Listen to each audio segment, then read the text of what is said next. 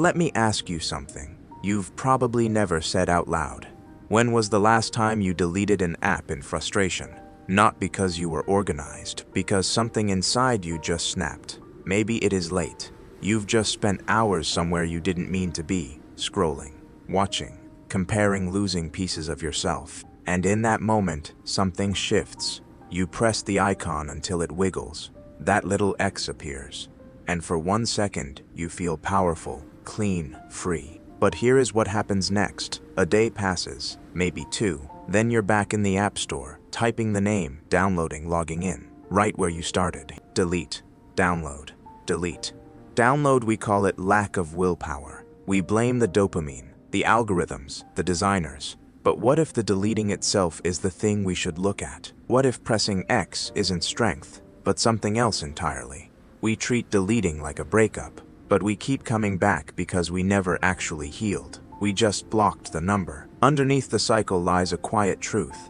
You're not fighting your phone, you're fighting something closer, something you carry even when all the apps are gone. And until you understand what that something is, you'll keep deleting, and you'll keep coming back. Let's be honest about what deleting an app really is. It is not strategy, it is desperation. It is the digital equivalent of throwing your alarm clock across the room because you don't want to wake up. It feels productive in the moment, but it solves nothing. You're not managing your attention, you're managing your discomfort, and there is a difference. Psychologists call this behavior emotional avoidance through environmental control. Big words, simple meaning. When you can't handle what is happening inside you, you try to change what is outside you. Think about it. You delete the app not because you've mastered your impulses. You delete because you're exhausted from fighting them. The scroll became too heavy, the comparison too loud, the boredom too sharp, the anxiety too present. So you remove the trigger instead of understanding why it triggers you. It is like covering a smoke alarm with tape instead of checking for fire. The noise stops, but the smoke is still there. And here is what happens when you delete from the outside without healing the inside. The app goes away, but the restlessness doesn't. The anxiety doesn't. The loneliness doesn't. The constant need to escape your own mind doesn't. They're still there, sitting in the quiet, waiting. And that is why within days you're back. Not because you're weak, because you never addressed the actual problem.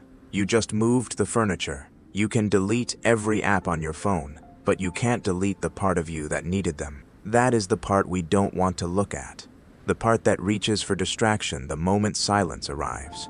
The part that feels uncomfortable in your own company. The part that doesn't know what to do with itself when there is nothing to consume. What you're really lacking isn't self-control. It is emotional regulation skills. The ability to sit with boredom without reaching. The capacity to feel anxious without escaping. The strength to be alone with your own thoughts without needing someone else's life to scroll through. And until you build that, the cycle continues. Delete, download, delete, download. A dance of avoidance disguised as discipline. You think you're fighting your phone, but really, you're just running from yourself. And running always ends the same way. You get tired, you stop, and whatever you were running from is still right there, waiting. So let's talk about what happens when the app is gone. When the screen goes dark and there is nothing left to scroll, just you, the room, your thoughts. For many people, that silence isn't peaceful. It is uncomfortable, because in that silence, things surface. The conversation you've been avoiding, the feeling you've been numbing, the question about your life you haven't answered yet, the grief you never fully felt, the ambition you abandoned, the version of yourself you stopped believing in. The apps weren't the problem. They were the painkillers, and you kept deleting the pills without asking why it hurts. This is where psychology gets really interesting. Your brain is wired to prioritize immediate relief over long-term well-being. It is called affect regulation. Fancy term, simple reality. When something uncomfortable arises, boredom, insecurity, loneliness, restlessness, your brain scans for the fastest way to make it stop. And what is faster than opening an app? 2 seconds. Instant distraction, instant relief, instant numbing. Over time, this becomes automatic. You don't even feel the discomfort anymore. You just reach. The app becomes a reflex, not a choice. You're scrolling before you know you're scrolling. You're opening before you know you're opening. And when the reflex gets too loud, when you catch yourself 3 hours deep into something that added nothing to your life, you delete. But the reflex isn't in the app, it is in you. You're not addicted to your phone. You're addicted to escaping yourself. And your phone just happens to be the best escape ever designed. Because think about what apps offer you. They offer you other people's lives so you don't have to sit with your own.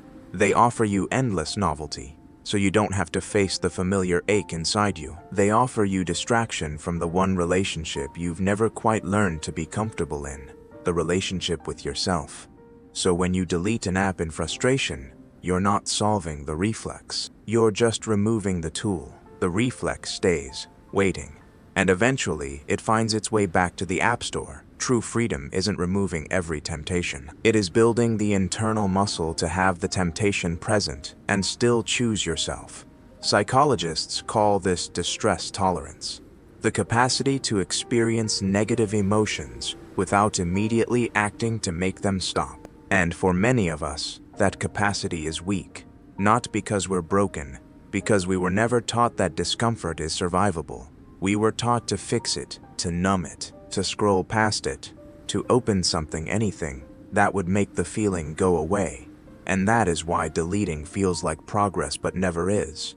Because the moment you delete, you're still acting from the same place. The place that says, I can't handle this.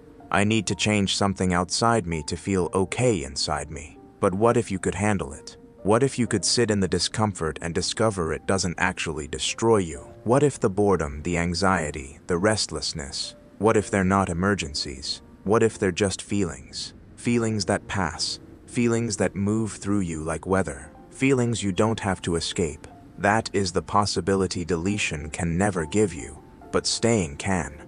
So what if, instead of deleting the app, you learn to sit next to it without opening it? What if you kept Instagram on your phone, kept TikTok, kept everything, and simply didn't click? Sounds small, sounds too simple to matter, but psychologically, it is everything. Because the moment you can have the trigger present and still choose yourself, something fundamental shifts. You're no longer a slave to the environment. You're no longer managing your life by removing things. You're managing yourself. Digital freedom isn't an empty phone. It is a full phone you don't need to escape into. This is about building something psychologists call self-regulation capacity. And like any muscle, it grows only when you use it, not by avoiding the gym, by showing up when the temptation is right there in front of you. Every time you feel the urge to open an app and you pause, just for 5 seconds, you're strengthening something. Every time you notice the boredom and breathe into it instead of scrolling, you're rewiring something. Every time the anxiety rises and you let it rise without reaching for relief, you're building something that can never be deleted. Here is the strange truth. The more you allow yourself to feel uncomfortable without escaping, the less uncomfortable you become. The boredom stops feeling like an emergency. The anxiety stops demanding immediate relief. The loneliness stops screaming for distraction. You start to realize that feelings, even strong ones, are survivable. They pass. They move through you like weather, and you don't have to run from every storm. The urge to open the app isn't a command. It is a visitor, and you can choose not to answer the door. Of course, this is harder than deleting. Deleting is dramatic. It gives you a quick hit of control. It feels like action. It feels like progress. You can tell yourself you did something. Sitting with discomfort is quiet. No one applauds. No one sees. No one knows you're in there, fighting a silent battle with your own nervous system. But that quiet practice is where real change happens. Every time you resist the urge, you weaken the old neural pathway and strengthen a new one. The brain learns we don't have to react. We can respond. We can notice the urge without obeying it. We can feel the pull without being pulled. And over time, the reflex fades. Not because the app disappeared, because you changed. That is something deletion can never give you. Deletion keeps you dependent on the environment. It keeps you fragile. Because what happens when you're somewhere you can't delete? What happens when the trigger is unavoidable? You need a strength that travels with you. not a crutch that works only when you're desperate. So maybe it is time to stop deleting, not because the apps are good for you, not because you should let them take your time and attention, but because deleting keeps you stuck in a loop of false solutions. It lets you believe you've done something when the real work hasn't even started. The goal isn't an empty home screen. The goal is a full life that doesn't need escaping. The goal is to have every app on your phone and still feel so grounded, so present, so okay with yourself that you forget they're even there. You'll know you're healed when you stop needing to delete things to feel in control. Because underneath the cycle, underneath the scrolling and deleting and returning, there is something you're actually looking for. Not entertainment, not distraction, not the next video or the next post. You're looking for peace, connection with yourself, the ability to just be without needing to escape. The quiet confidence that says, I'm enough, right here, right now, without anything else. And that peace doesn't live in the App Store. You can't download it. You can't delete your way into it. You can't buy it or scroll toward it or find it in someone else's highlight reel. You have to build it quietly, internally, one moment of presence at a time. So if you've deleted and returned 100 times, don't shame yourself for it. You're not broken. You're not weak. You're human. You're just using the only tool you knew, removal, to solve a problem that requires something deeper. The app was never the cage. The cage was the part of you that couldn't sit still in your own life. And the good news, that cage has a door, and you're the only one who can open it. Not by deleting, but by staying. By learning to be with yourself even when it is hard, especially when it is hard. By discovering that you can handle the discomfort, that you can survive the boredom, that you can sit in the silence and come out the other side still breathing. Because on the other side of that discomfort isn't more apps. It is not more distraction, or more scrolling, or more escaping. It is you. The you you've been running from. The you who doesn't need to escape. The you who can hold your phone with all its noise and temptation and still choose yourself. True digital freedom isn't the absence of the app. It is the presence of yourself, even with the app right there. That is the freedom you've been looking for. That is the peace that doesn't disappear when you open your phone. That is the strength that travels with you everywhere, and it has been yours all along. You just forgot.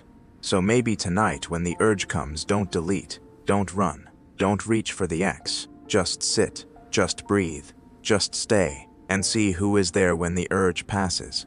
You might be surprised to find yourself still here, still whole, still free, exactly as you always were.